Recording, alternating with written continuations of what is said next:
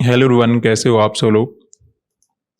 तो market open हो चुका है और एग्जैक्टली क्लोजिंग प्राइस का रेजिस्टेंस लेके मार्केट कंटिन्यू गिरावट करने की कोशिश कर रहा है। मार्केट के अंदर मैं भी पुट साइड का ट्रेड बनाता हूं, लेकिन जिस प्रकार का ये रेजिस्टेंस ले रखा है, मार्केट हो सकता है कहीं से भी घूम सकता है। तो थोड़ा वेट कर लेते हैं, जब अच्छे से ब्रेकडाउन वगैरह हो जाएगा उसके बाद हम ट्रेड वगैरह करेंगे, क्योंकि कहीं से भी सपोर्ट वगैरह बना के ऊपर जा सकता है। अब देखिए, ऐसी मार्केट में रिस्क हम ले तो सकते थे, लेकिन प्रॉब्लम क्या है कि कल भी अपना लॉस हो गया था, उससे पहले भी लॉस हो गया था। तो आज हमें थोड़ा संभल कर ट्रेडिंग करना होगा। तो यहाँ पे अभी हम ट्रेड नहीं करेंगे। 57,000 का जब ब्रेकडाउन वगैरह हो जाएगा उसके बाद देखें मार्केट के अंदर क्या होने वाला है, क्योंकि अगर साइडवेज हुआ तो मार्केट वैसे ही परेशान कर सकता है, और जिस प्रकार का क्लोजिंग प्राइस का रेजिस्टेंस ले रखा है, ये कहीं से भी सपोर्ट बना के मार्केट घूम सकता है। तो ऐसा तो नहीं कि हम बाय कर लेंगे यहाँ पे, लेकिन सेलिंग करना भी यहाँ पे जिस प्रकार का रेजिस्टेंस वगैरह लेकर गिर रहा है, ठीक नहीं लग रहा। स्पेशली उस केस में जहाँ पे हम रिस्क बहुत ही कम रखना चाहते हैं, क्योंकि मार्केट में कल भी साइडवेज के कारण लॉस हो गया था, उससे पहले भी लॉस हो गया था।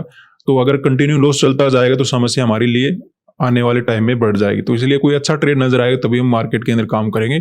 अभी यहाँ पे थोड़ा रिस्क नजर आ रहा है तो मार्केट के अंदर एंट्री नहीं बनाते हैं, थोड़ा वेट करेंगे। तो यहाँ पे हम ट्रेड बनाना शुरू करेंगे। वैसे तो हमें कंटिन्यू सेलिंग ही मार्केट के अंदर नजर आ रहा है। निफ्टी और सेंसेक्स में ज्यादा कुछ मोमेंटम है नहीं। अब देखिए, जिस प्रकार का चार्ट बना हुआ है, मार्केट में तीनों इंडेक्स में एग्जैक्टली क्लोजिंग प्राइस का रेजिस्टेंस ले रखा है। तो एक मोमेंटम तो मार्केट ने सेलिंग का दे दिया, ताकि यहाँ पे जो भी बाइंग वगैरह करके बैठे उनको मार्केट निकाल पाए। लेकिन ऐसा नहीं होगा कि फर्दर इतना ही मोमेंटम आपको और मिल जाए। या तो अगर हम ओपन होते ही पुट साइड का ट्रेड बनाते तो आराम से इन बायर को टारगेट बना पाते, लेकिन 2 दिन से अपना प्रॉफिट बना नहीं था, इसलिए मैं ऐसी जगह पे रिस्क ले नहीं सकता था, स्पेशली जब मार्केट में ऑलमोस्ट हमें फ्लैट ओपनिंग नजर आ रहा है। तो अब देखिए, बायर को मार्केट ऑलमोस्ट कंप्लीटली निकाल चुका है। अब यहाँ पे हमें रिकवरी वगैरह देखने को मिल सकता है। तो जैसे ही ये फास्ट रेड कैंडल बना है, उसके बाद हम क्या करने वाले हैं, यहाँ पे एंट्री बनाने वाले हैं, क्योंकि मार्केट में हमें यहाँ पे अपसाइड वगैरह मोमेंटम देखने को मिल सकता है। तो कॉल साइड में हम यहाँ पे ट्रेड करना शुरू करेंगे। 1050 क्वांटिटी ऐड कर लेते हैं। उसके बाद सेकंड पोजीशन ऐड करेंगे सेम क्वांटिटी के साथ।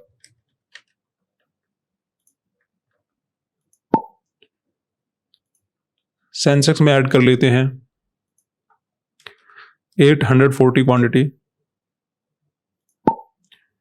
और निफ्टी में ऐड कर लेते हैं अपना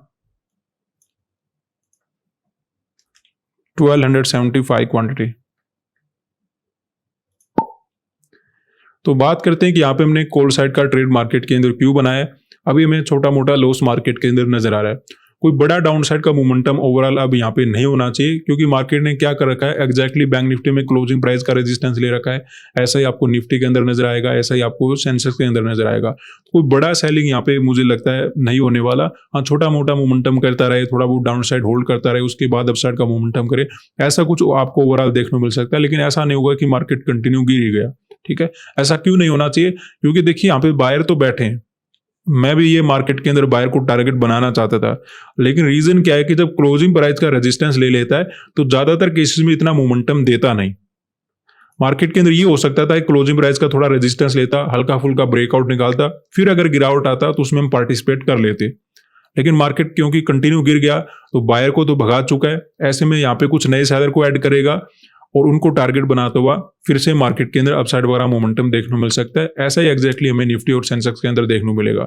ये भी क्लोजिंग प्राइस का रेजिस्टेंस लेके बैठे हैं, डाउन साइड ही होल्ड करें, तो यहाँ पे जो बाइंग करके बैठा होगा उसको कोई ज्यादा प्रॉफिट तो नजर आया नहीं होगा। एक डायरेक्टली मोमेंटम दिया था। अब अगर मार्केट घूम रहा है तो जिसको निकलना था वो निकल जाएगा, अदरवाइज अगर कोई बैठा रहता तो मे भी पैसा बना भी सकता है।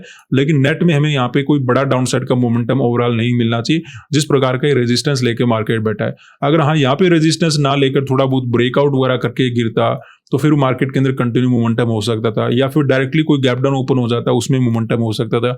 ऑलमोस्ट फ्लैट ओपन होकर क्लोजिंग प्राइस का रेजिस्टेंस लेके मार्केट ओवरऑल बड़ा मोमेंटम नहीं कर पाएगा।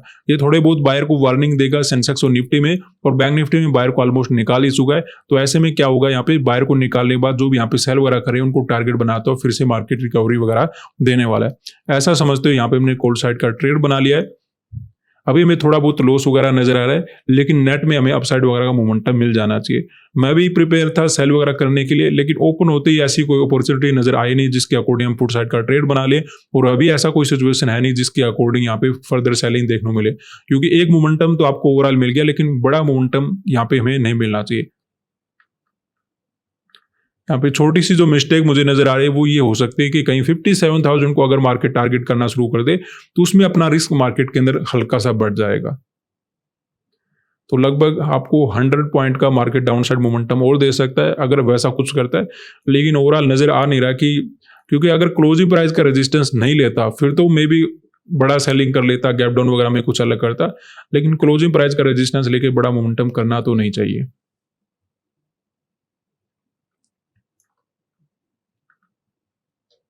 इतना वेट भी किया फिर भी अगर लॉस चल रहा है तो समस्या हमारे लिए बढ़ने वाली है, क्योंकि जिस दिन आप ट्राई करते हो ना कि सही से सही ट्रेड मिले उस दिन मार्केट और ज्यादा परेशान करता है, क्योंकि माइंड को क्लियरिटी मिल नहीं पाती। थोड़ा सा रिस्क है 57,000 वाला, इससे ज्यादा मुझे यहाँ पे कोई डर वाली बात नजर आ नहीं रही। वेट करते हैं। तो यहाँ पे देखिए अपनी ट्रेड में प्रॉफिट वगैरह इंक्रीज होना शुरू हो चुका है, कैंडल वगैरह भी मार्केट ठीक बना रहा है। तो जो हमें प्रॉब्लम नजर आ रही थी कहीं 57,000 को मार्केट टारगेट ना करना शुरू कर दे, तो वैसा कुछ नहीं हुआ। मार्केट ने कैंडल वगैरह भी ठीक बना दिए, प्रॉफिट वगैरह भी ठीक नजर आना शुरू हो चुका है। और जैसा हम एक्सपेक्टेड कर रहे थे कि मार्केट क्लोजिंग प्राइस का रेजिस्टेंस लेके ज्यादा सेलिंग वगैरह में नहीं जा पाएगा, वैसा ही कुछ मार्केट करने की कोशिश कर रहा है। ऐसा ही लगभग निफ्टी और सेंसेक्स में नजर आ रहा है। थोड़ा ब्रेकआउट होने दीजिए, उसके बाद और भी कन्फर्म हो जाएगा और एक अच्छा प्रॉफिट मार्केट के अंदर हम बना पाएंगे। तो अभी वेट करते हैं, प्रॉफिट हमें ठीक ठाक नजर आना शुरू हो चुका है। तो यहाँ पे अपने ट्रेड में काफी अच्छा प्रॉफिट नजर आ रहा है। थोड़ा वेट करते हैं, अगर क्लोजिंग प्राइस का ब्रेकआउट हो जाता है तो हमारे लिए बहुत अच्छा रहेगा, काफी अच्छा टारगेट हमें बनाने का मौका मिल सकता है। हालांकि अभी भी मार्केट एक रेंज के अंदर ही काम करने की कोशिश कर सकता है। ये हायर पॉइंट है रेंज का, ये लोअर पॉइंट है, तो मार्केट यहीं कहीं से घूम सकता है। तो प्रॉफिट अगर कम करना शुरू करेगा तब तो बात अलग रहेगी, अदरवाइज अगर ब्रेकआउट मिल जाता है तो अच्छा खासा मोमेंटम कैप्चर कर पाएंगे। निफ्टी और सेंसेक्स में भी ओवरऑल कंटिन्यू अपसाइड का मोमेंटम नजर आ रहा है। अगर तीनों इंडेक्स एक साथ मोमेंटम करें तो वेट करेंगे। अगर यहाँ से प्रॉफिट कम करता है तो आज ऐसा दिन है नहीं कि मार्केट के अंदर लंबा चौड़ा वेट करें, प्रॉफिट कम करने के केसेस में हम मार्केट के अंदर निकल जाएंगे। तो अभी मैं थोड़ा रुक जाता हूँ, ब्रेकआउट मिल गया तो एक दो कैंडल अच्छे मिल सकते हैं हमें। तो यहाँ पे अपना ट्रेड हम कट कर लेते हैं, क्योंकि ओवरऑल अपना प्रॉफिट मार्केट ने कम करना शुरू कर दिया है। इससे ज़्यादा हम मार्केट के अंदर वेट नहीं कर पाएंगे, क्योंकि कुछ रिजेक्शन वाले कैंडल मार्केट ने बना दिए हैं। और अभी भी देखिए मार्केट कल की रेंज में काम करने की कोशिश कर रहा है। पहले नीचे गया, फिर उतना ही ऊपर आ गया, लेकिन ब्रेकआउट ना करके फिर से मार्केट ने घूमना शुरू कर दिया। तो हो सकता है इसी रेंज के अंदर काम करता रहे मार्केट, उसमें हमारे लिए समस्या बढ़ जाएगी। हमने एक बाइंग साइड का मोमेंटम इसलिए कैप्चर कर पाए क्योंकि जो भी यहाँ पे बाइंग करके बैठे थे उनको मार्केट ने क्लोजिंग प्राइस का रेजिस्टेंस देकर निकाल दिया था। तो ऐसा समझते हुए बायर तो मार्केट पहले ही निकल चुके हैं। ऐसे में जो भी यहाँ पे सेल वगैरह कर रहे हैं उनको हमने टारगेट बना लिया था, क्योंकि तीनों इंडेक्स में हमें क्लोजिंग प्राइस का रेजिस्टेंस लेता हुआ मार्केट नजर आ रहा था। जैसे बैंक निफ्टी में देखोगे वैसे ही लगभग निफ्टी में नजर आ रहा था, वैसे ही आपको सेंसेक्स में नजर आएगा। तो देखने में ऐसा लग रहा था एक मोमेंटम तो मार्केट में ओवरऑल मिल चुका है, लेकिन कोई बड़ा मोमेंटम डायरेक्टली और ज्यादा मार्केट नहीं कर पाएगा। ठीक है, वैसा समझते हैं यहाँ पे हमने कोल्ड साइड का ट्रेड बनाया और एक ठीक ठाक अपसाइड का मोमेंटम कैप्चर करने का मौका मिल गया। अभी छोटा ही रिट्रेसमेंट या रिवर्सल हमें नजर आया। अगर ये ब्रेकआउट वगैरह कर देता तो कल जो प्रॉफिट हम नहीं बना पाए थे, इससे पहले जो प्रॉफिट नहीं बना पाए थे, आज हम प्रॉफिट बना लेते, लेकिन वैसा ना करते हुए मार्केट ने फिर से घूमना शुरू कर दिया। तो फर्दर ज्यादा रिस्क नहीं रखेंगे, इस ट्रेड में तो हमें ठीक ठाक प्रॉफिट मिल चुका है, तो इसलिए ट्रेड को कट करके चले गए। आज के लिए इतना ही, धन्यवाद।